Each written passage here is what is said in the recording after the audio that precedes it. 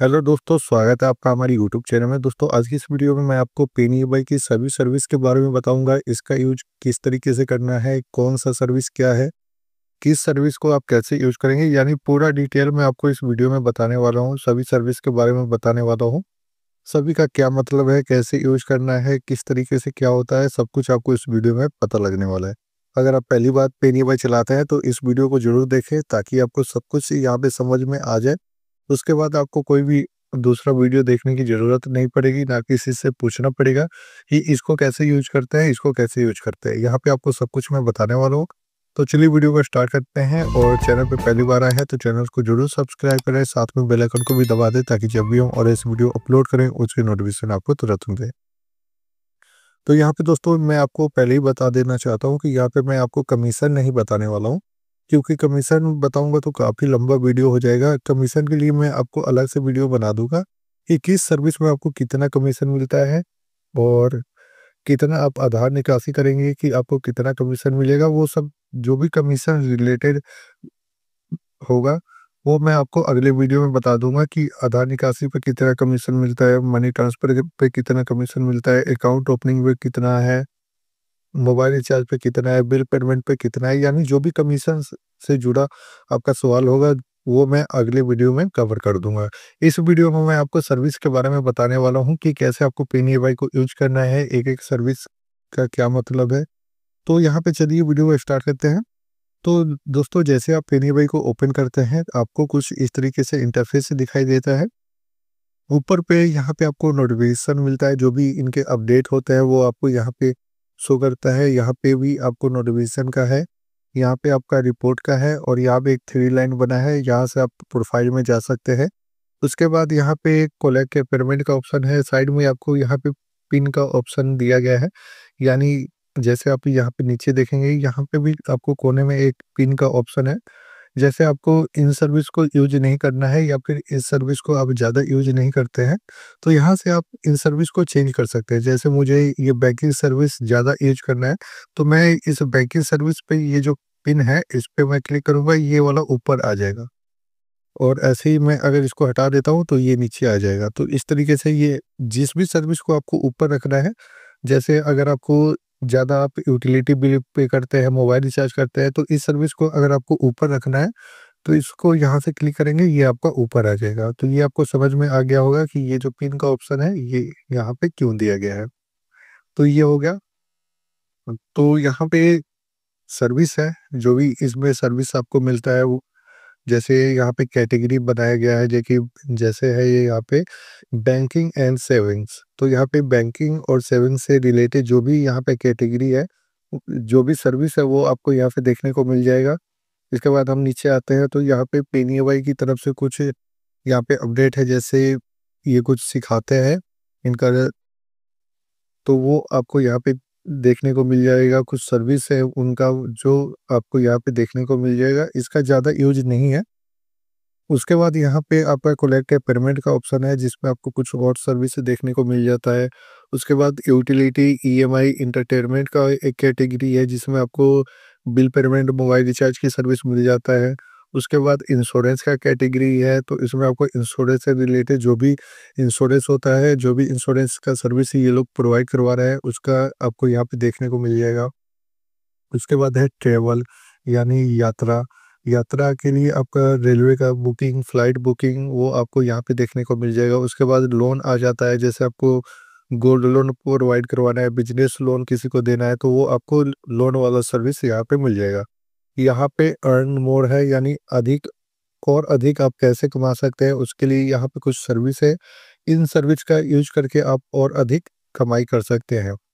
उसके बाद है शॉप ओनर बेनिफिट, यानी जो दुकानदार है उसके लिए और क्या बेनिफिट हो सकता है, वो आपको यहाँ पे देखने को मिल जाएगा। तो जो शॉप ओनर को बेनिफिट दिया जा रहा है पेनी बाई की तरफ से, वो आपको यहाँ पे सर्विस देखने को मिल जाएगा। उसके बाद नीचे कुछ भी नहीं है, यही सब कैटेगरी है, और इस कैटेगरी के बारे में हम सब कुछ एक ही डिटेल में बात करेंगे। उसके बाद यहाँ पे नीचे होम आ जाता है, यहाँ पे आपका होम सर है, यानी जो भी आपको सर्विस से देखना है वो सभी आपको होम में मिल जाएगा। उसके बाद रिपोर्ट है, यहाँ पे माई रिपोर्ट पे आएंगे, तो जो भी आप ट्रांजेक्शन करेंगे उसका रिपोर्ट आप देख सकते हैं। जैसे आप डेली में कितना सेल किए हैं, कितना आप ट्रांजेक्शन किए हैं। जैसे आप मनी ट्रांसफ़र करते हैं तो मनी ट्रांसफ़र का रिपोर्ट देखना है तो वो आप यहाँ से देख पाएँगे। रिचार्ज का रिपोर्ट देखना है तो वो आप यहाँ से देखेंगे। आपने आधार विड्रॉल किया, आधार विड्रॉल में जो भी आप ट्रांज़ैक्शन करेंगे वो आप यहाँ से देखेंगे।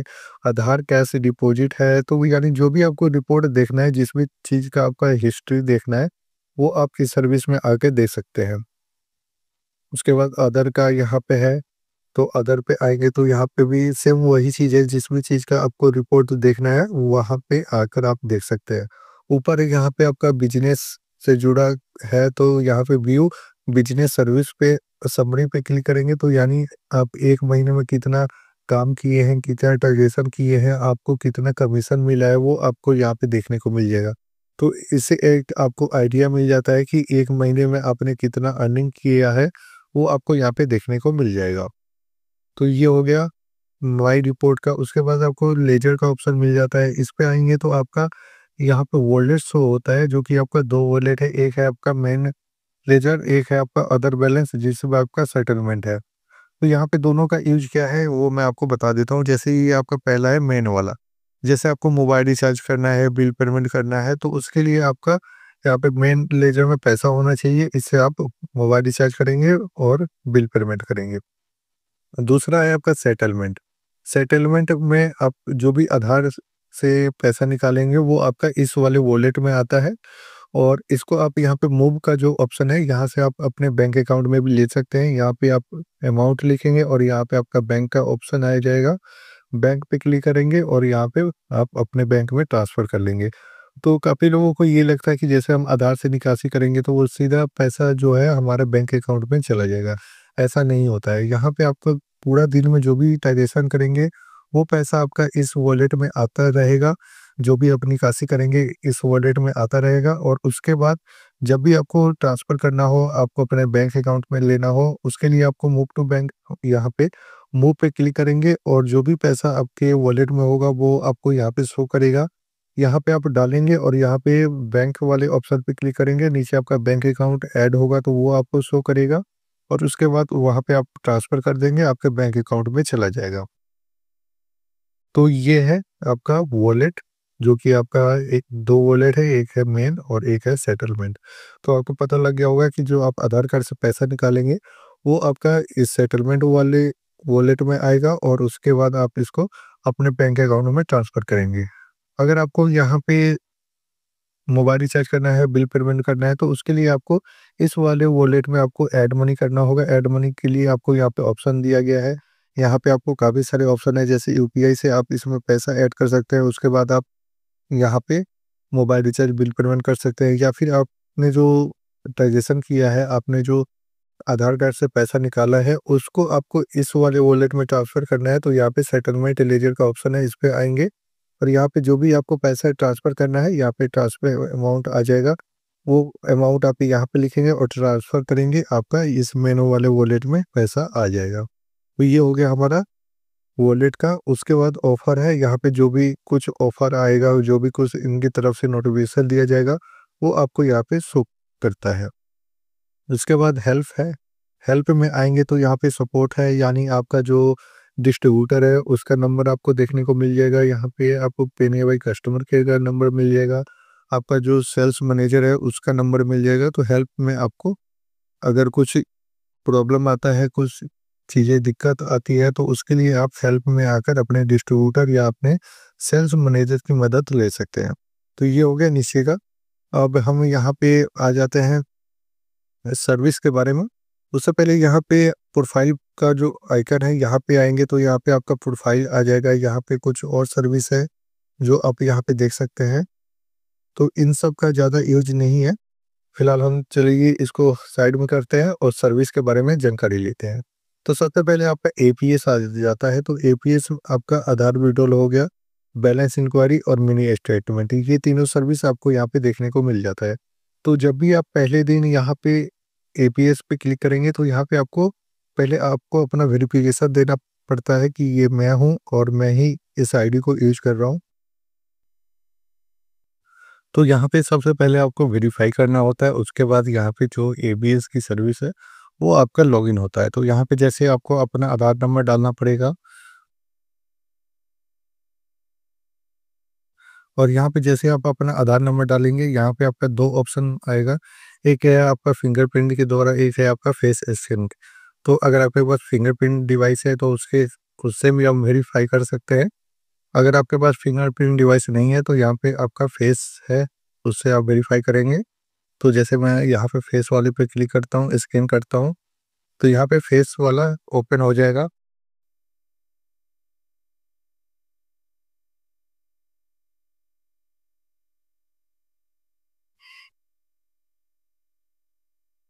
और उसके बाद ये आपका वेरीफाई फेस यहाँ पे कर रहा है। उसके बाद आपका यहाँ पे देख सकते हैं वेरिफिकेशन सक्सेसफुल हो चुका है। तो यहाँ पे हमारा जो आईडी है वो लॉगिन हो चुका है।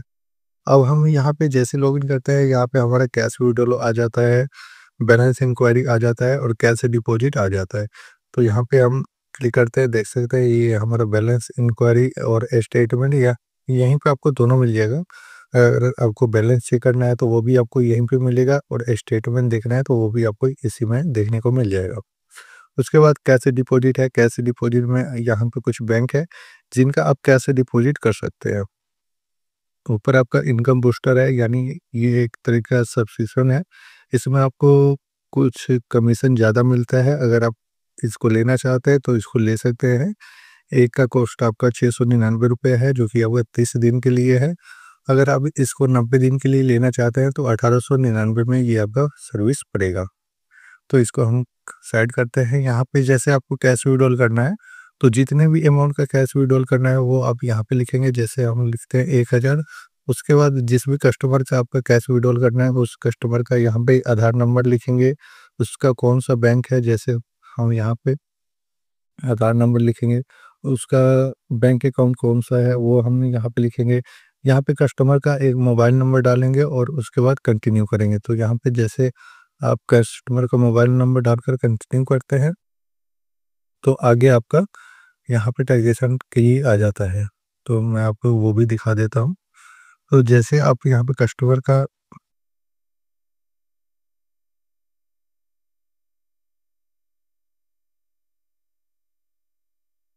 तो जैसे ही आप यहाँ पे कस्टमर का आधार नंबर, अमाउंट ये सब डालेंगे तो यहाँ पे टिक करेंगे और उसके बाद आपका फिंगर वाला आ जाएगा आई स्कैनर। अगर आपके पास आई स्कैनर वाला डिवाइस है तो वो आपका यहाँ पे आ जाएगा। और यहाँ पे कुछ बैंक है जिसका अभी फेस ऑथेंटिकेशन का सर्विस चालू नहीं हुआ है, तो इसलिए यहाँ पे ये बंद है। वरना अगर आप एसबीआई का चालू रहता तो यहाँ पे फेस से भी आप उसका विड्रॉल कर सकते हैं। यानी जो भी ट्रांज़ैक्शन है, चाहे वो आप उसका आधार निकासी कर रहे हैं या फिर बैलेंस चेक कर रहे हैं, तो उसका फेस से ही, जैसे आपने खुद का फेस से डेली वेरिफिकेशन किया था, वैसे ही आप उसका आधार विड्रॉल भी कर सकते हैं। अगर आपके पास फिंगरप्रिंट डिवाइस है तो यहाँ पे आप टिक करेंगे और जो भी आपका फिंगरप्रिंट डिवाइस है उसको आपको सेलेक्ट करना है। जैसे यहाँ पे काफ़ी सारे फिंगरप्रिंट है, तो जैसे आपके पास मंत्रा L0 है तो L0 करेंगे, L1 है तो L1 पे क्लिक करके डन करेंगे और उसके बाद यहाँ पे स्कैन एंड वेरीफाई पे क्लिक करेंगे, कस्टमर का फिंगर रखवाएंगे और यहाँ पे आपका ट्रांजेक्शन हो जाएगा। तो ये हो गया एपीएस सर्विस। कैसे यूज करना है आपको समझ में आ गया होगा। और जैसे आप इसको यूज करेंगे उसके बाद आपका जो निकासी होगा, जो भी आप पैसा निकालेंगे वो आपका इस सेटलमेंट वॉलेट में आ जाएगा। और यहाँ पे दोस्तों जैसे आप डेली वेरिफिकेशन करते हैं उसमें आपको 1.25 रुपये का चार्ज देना पड़ता है। तो डेली आपको वेरीफाई करना होता है और डेली आपको 1 रुपये 25 पैसे का चार्ज लगता है।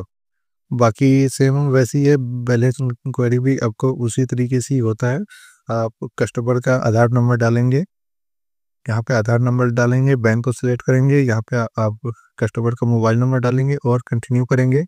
और उसके बाद फिंगरप्रिंट्स को सिलेक्ट करके आप उसका बैलेंस इंक्वायरी एंड स्टेटमेंट कर सकते हैं। कैश डिपॉजिट का वही है, जितना आपको कस्टमर के अकाउंट में कैश डिपॉजिट करना है वो आप यहाँ पे डालेंगे, कस्टमर का आधार नंबर डालेंगे, किस बैंक में डिपॉजिट करना है वो बैंक यहाँ से सिलेक्ट करेंगे और उसके बाद मोबाइल नंबर डालकर सेम वही प्रोसेस है। यहाँ से आप कैश डिपॉजिट भी कर सकते हैं। माइक्रो एटीएम है, अगर आपके पास एटीएम, अगर आपने एटीएम मशीन लिया हुआ है तो यहाँ पे आप एटीएम से भी ट्रांजेक्शन कर सकते हैं। यानी किसी का कोई एटीएम कार्ड लेकर आता है, उससे ट्रांज़ैक्शन करना है, तो उसके लिए ये माइक्रो एटीएम वाली सर्विस है। यहाँ से आप उसका निकासी कर सकते हैं। मनी ट्रांसफ़र है, यहाँ से आप मनी ट्रांसफ़र कर सकते हैं। किसी के बैंक अकाउंट में पैसा भेजना हो, तो यहाँ पे आप कर सकते हैं। इस पे पूरा वीडियो मैं बनाया हूँ, वो आप देख सकते हैं, क्योंकि अगर मैं सब कुछ करके दिखाऊँगा तो काफ़ी लंबा हो जाएगा। इसलिए मैं आपको ये थोड़ा-थोड़ा बता देता हूँ कि कौन-सा सर्विस क्या है और किस तरीके से आपको यूज़ करना है। एपीएस काफ़ी ज़्यादा इम्पोर्टेंट है, इसलिए मैंने आपको उसका डिटेल से बताया है कि किस तरीके से उसको यूज़ करना है, उसका पैसा कहाँ पे जाएगा, वो आपको समझ में आ गया होगा। यहाँ पे क्लेम रिफंड है, यानी कभी आपका पैसा कहीं पे फँस जाता है, किसी सर्विस में फँस जाता है, आता नहीं है, तो वो आप यहाँ से रिफंड ले सकते हैं। जैसे ट्रांज़ैक्शन फेल्ड हो गया और आपके अकाउंट में नहीं आया है, तो यहाँ पे आपका वो ट्रांज़ैक्शन इन प्रोग्रेस में शो करेगा, तो उसको आप क्लेम कर सकते हैं। जैसे आपका ट्रांज़ैक्शन फेल्ड हो गया है, लेकिन फिर भी आपके अकाउंट में अभी तक नहीं आया, तो वहाँ पे आपको क्लेम का ऑप्शन मिलेगा, उस पे आप क्लिक करके उसको तुरंत ही अपने बैंक अकाउंट में या फिर अपने वॉलेट में ले सकते हैं। उसके बाद डिजी खाता है, डिजी खाता सेम आपका मनी ट्रांसफ़र की तरह है, यहाँ से भी आप मनी ट्रांसफ़र कर सकते हैं। इसमें है कि ये जो आपका मनी ट्रांसफ़र है, इसमें आप एक बार में 5,000 तक मनी ट्रांसफ़र करेंगे, और ये जो डिजी खाता है, इससे आप एक बार में 25,000 तक मनी ट्रांसफ़र कर सकते हैं। यानी एक ही बार में आप 25,000 भेजेंगे, और इसे आप एक बार में सिर्फ 5,000 ही भेज सकते हैं। तो यही दोनों में अंतर है, बाकी काम दोनों का एक ही है।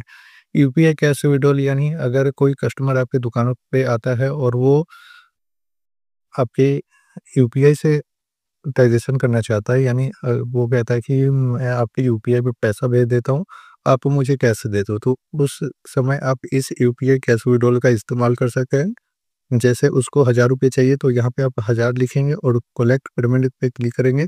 यहाँ पे आपके सामने ₹1000 का एक क्यूआर कोड बन के आ जाएगा, इस पे आप पेमेंट लेंगे, और ये पेमेंट आपका सेटलमेंट वॉलेट में ही आएगा, और यहाँ से आपको कमीशन भी मिल जाता है। तो इसमें क्या होता है कि आपका जो ट्रांज़ैक्शन है, वो बैंक का जो ट्रांज़ैक्शन है, अगर आप ऐसे नॉर्मल में लेंगे, तो आपका बैंक का ट्रांज़ैक्शन काफ़ी ज़्यादा बढ़ जाएगा, और यहाँ पे आपका सेफ भी है, सिक्योर भी है, क्योंकि अगर कोई फ्रॉड ट्रांज़ैक्शन भी होता है, तो आपका वहाँ पे सीधा बैंक अकाउंट ब्लॉक हो जाएगा। लेकिन यहाँ पे आपका बैंक अकाउंट ब्लॉक नहीं होगा, आपका सिर्फ वॉलेट ही ब्लॉक होता है। तो कोशिश कीजिएगा कि ज़्यादा आप यूपीआई ट्रांज़ैक्शन ना करें। अगर आपका कोई जान-पहचान है, तभी उससे यूपीआई ट्रांज़ैक्शन लें, क्योंकि यूपीआई में भी काफ़ी ज़्यादा फ्रॉड हो रहा है, तो आपको ये भी ध्यान रखना है। उसके बाद है गोल्ड बेस सेविंग, तो यहाँ पे अगर किसी को पैसे सेव करने हैं अपने बच्चे के एजुकेशन के लिए, शादी के लिए, हेल्थ के लिए, या फिर कोई गाड़ी वगैरह खरीदना हो, तो उसके लिए यहाँ पे एक सर्विस है। इसमें वो जो बंदा है, तो वहाँ पे मंथली कुछ पैसे यहाँ पे इन्वेस्ट कर सकता है, उस पे उसको इंटरेस्ट भी दिया जाएगा। तो यानी एक तरीके से उसका एक आरडी होता है, वो आप ओपन कर सकते हैं, जिसमें वो मंथली यहाँ पे डिपॉजिट करता रहेगा। उसके बाद यहाँ पे आप कस्टमर का क्रेडिट कार्ड भी अप्लाई कर सकते हैं। उसके बाद आ जाता है आपका करंट अकाउंट, सेविंग अकाउंट, जो कि आपका एक्सिस बैंक का है फिलहाल करंट अकाउंट, सेविंग अकाउंट। तो यहाँ पे आप इस पे आएँगे, तो यहाँ पे आपको एक सब्सक्रिप्शन लेना होगा, जो कि आपका ₹1500 का है। इसमें आप एक्सिस बैंक का अकाउंट ओपनिंग कर सकते हैं, ये ₹1500 का सब्सक्रिप्शन आता है। इसको अगर आप लेते हैं, तो यहाँ पे आप कस्टमर का फिंगरप्रिंट के द्वारा यहाँ पे आप उसका अकाउंट ओपनिंग कर सकते हैं, चाहे वो आपका करंट अकाउंट हो या फिर उसका सेविंग अकाउंट हो।